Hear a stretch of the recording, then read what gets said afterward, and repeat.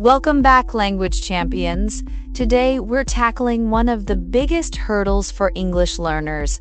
That moment when you want to say something, but your brain just freezes. You're translating word for word in your head, and by the time you've figured it out, the conversation has moved on. Absolutely, Monica. It's that internal monologue, the silent translator, that holds so many people back from truly flowing in English. It's frustrating, and it kills confidence faster than anything. But the good news is, there are super practical ways to break free from it. Totally. And we're not talking about some magic pill here, but real, actionable techniques that, when you apply them consistently, make a world of difference.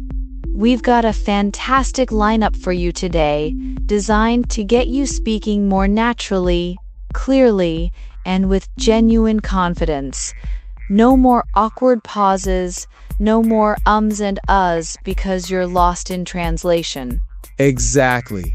Let's dive right into our first powerful technique, the shadowing method. Now, if you haven't heard of this, it might sound a little bit like something out of a spy movie, but it's incredibly effective for improving your pronunciation, intonation, and rhythm. It really is. So imagine you're listening to a native English speaker.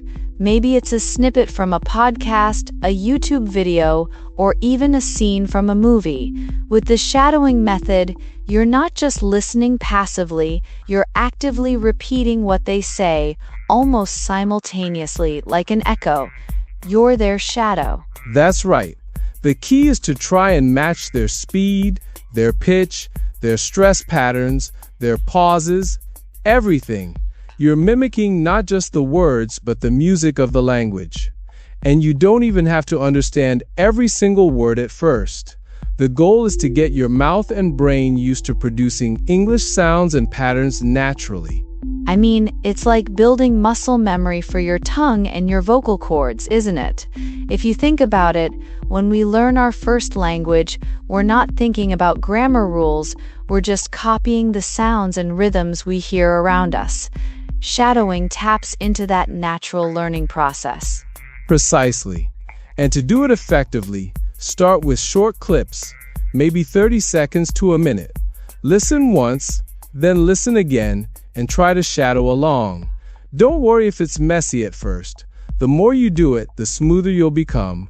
You'll start noticing subtle nuances in pronunciation that you might have missed before. Plus, you can use any authentic material you enjoy. That's crucial for staying motivated. Yeah, pick something you're genuinely interested in. If you love cooking, find cooking shows. If you're into tech, find tech reviews. That makes it so much more engaging. I remember one student telling me they started shadowing with their favorite stand-up comedian. They probably didn't get every joke, but their intonation improved dramatically. That's brilliant. It just goes to show you can integrate it into your daily life. Speaking of daily life, that brings us to our second technique, daily phrase repetition. This is about moving beyond individual words and internalizing chunks of language. Oh, this is a game changer for fluency. So often, learners focus on vocabulary lists, word definition, and while that's not bad, it doesn't teach you how words naturally combine. English isn't just a collection of words, it's a collection of phrases. Exactly. Think about common greetings, responses, or expressions of opinion. How are you doing? I couldn't agree more. That's a good point. I'm looking forward to it. These aren't just words. They're ready-made units of meaning that native speakers use all the time. When you learn them as a whole, you don't have to construct them word by word anymore. It saves so much mental energy. Instead of building a sentence from scratch, you're grabbing a prefab component. So, how do listeners incorporate this daily phrase repetition into their routine? Start by noticing common phrases in what you read or listen to. If you hear someone say, "It's no big deal," don't just register "no big deal." Internalize the whole phrase, write it down, say it out loud a few times, and try to use it in your next practice session. You can even categorize them: phrases for agreeing, phrases for disagreeing, phrases for asking for clarification. And repetition is key here, right? Not just saying it once, but over and over, until it feels natural, like building up a mental library of useful chunks. You want to get to a point where "how are you doing" just rolls off your tongue without a second thought. Exactly. And remember, the goal is not to sound like a robot memorizing lines. It's about developing an intuitive feel for natural English patterns. When you encounter a new situation, your brain will have a bank of relevant phrases to draw from, making your responses much quicker and more fluent. That's so true. It's like having conversational shortcuts. And this leads us perfectly into our third technique, which is probably the most talked about when it comes to fluency. Thinking in English. This is where you really start to dismantle that internal translator. Ah, the Holy Grail. Thinking in English might sound intimidating, but it's actually much simpler than people imagine. It's not about being able to write an essay in your head. It's about starting small. The core idea is to bypass your native language entirely. Right, because when you're translating in your head, you're doing two things: constructing a thought in your native language, then translating it, then speaking it. That's a three-step process that causes those painful pauses. Thinking in English cuts out the middle step. Absolutely. A great way to start is by simply labeling objects around you. Look at your phone. This is my phone. Look at your coffee mug. This is a mug. Describe simple actions. I'm drinking coffee. I'm opening the door. No pressure, no complex sentences. And you can expand that to describing your day. Instead of thinking, "Okay, I need to buy groceries, then I'll cook dinner." Think, "I need to buy groceries. After that, I will cook dinner." It's like having a little English narrator in your head, narrating your life. Exactly. And don't worry about making mistakes in your head. No one's listening. The point is to make your brain comfortable operating solely in English. Over time, those simple thoughts will grow into more complex ones, and you'll find yourself forming opinions, problem solving, and even dreaming in English. I can vouch for this. When I was learning Spanish, I started just thinking mesa for table, silla for chair, and then estoy cansada, I'm tired, and slowly it built up. It's truly transformative. It feels like your brain clicks into another mode. It truly does. And it's a fantastic precursor to our next point, which is speaking out loud, even when you're alone. Because once you're comfortable thinking in English, the next natural step is to give those thoughts a voice. This is huge, and I think it's often overlooked because people feel silly talking to themselves. But honestly, it's one of the most effective ways to bridge the gap between thinking and actual speaking. Right? Who cares if you feel a bit silly? You're practicing. Imagine you're alone in your kitchen. Instead of just thinking, "I'm making tea," say it out loud. "Okay, I'm making tea.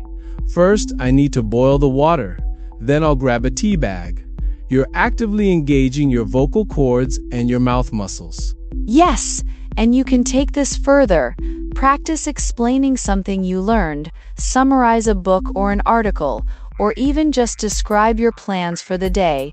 You're creating a low-pressure environment where you can experiment with words and sentence structures without the fear of judgment. Absolutely. It's like a rehearsal. When you speak out loud, you immediately hear your own voice, you catch your own grammatical errors, and you identify where your pronunciation might be a little off. It gives you instant feedback that you don't get when you're just thinking silently. Exactly, and it builds confidence. The more you hear yourself producing English sounds and sentences, the more comfortable you become. So when you are in a real conversation, it doesn't feel like the first time you've ever said those words. And you can get creative with it. Read a newspaper article aloud, then try to summarize it in your own words. Record yourself, listen back, and identify areas for improvement. You'd be surprised how quickly you pick up on your own habits. Oh, that's a great tip, recording yourself. It can be a little cringy at first, but it's incredibly powerful. You hear yourself the way others hear you. Now, let's move to something that's really important for confidence and identity: celebrating your accent and voice. This is huge. This is probably one of the most liberating mindset shifts an English learner can make. Far too many learners get hung up on trying to eliminate their accent entirely, believing they need to sound native to be considered fluent or confident. And that's just not true. Seriously, think about it. English is a global language. There are countless accents within native English-speaking countries alone: British, American, Australian, Irish, Scottish, Canadian, South African, the list goes on. And then you have millions of non-native speakers, each bringing their own unique linguistic flavor. Precisely. The goal isn't to erase your identity, it's to be clear and understood. Focus on intelligibility, not accent eradication. A clear accent is one where others can easily understand what you're saying, where your pronunciation doesn't hinder communication. Yes, and your accent is a part of who you are. It tells a story of where you come from. It's beautiful. Trying to get rid of it completely is often an impossible and ultimately demotivating task. Instead, embrace it. What a unique sound you bring to the language. Absolutely. And honestly, a lot of people find accents charming and interesting. They add character. What you should concentrate on is making sure your vowels are distinct, your consonants are clear, and your intonation conveys the right meaning. Those are the things that impact comprehension, not the subtle lilt of your native tongue. So true. If you're focusing on clarity and not perfection, it takes so much pressure off, and that reduces anxiety, which, let's be honest, is a huge barrier to speaking confidently. When you're relaxed, you speak better. It's a virtuous cycle. The less you worry about sounding perfect, the more relaxed you become, and the more naturally your English flows. So instead of trying to be someone else, focus on being the best English speaker you can be, with your unique voice and your unique accent. Couldn't agree more. So to recap our powerful techniques today, we started with the shadowing method for really getting that rhythm and intonation down. Then we moved on to daily phrase repetition, building that mental library of natural language chunks, bypassing word-for-word translation. After that, we talked about the ultimate goal: thinking in English, starting small and gradually expanding that internal monologue. And don't forget the power of speaking out loud, even alone, to practice articulation and get comfortable hearing your own voice in English.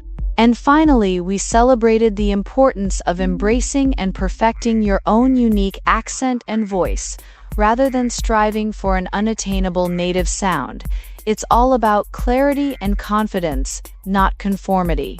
These aren't just theoretical ideas, listeners. These are practical, actionable steps you can start implementing today. Pick one or two, commit to them for a week, and then gradually add more. Consistency is your best friend here. Absolutely. Start small, stay consistent, and celebrate every single step forward. You'll be amazed at how quickly your fluency, pronunciation, and overall confidence will improve. Thank you so much for joining us today, and keep practicing.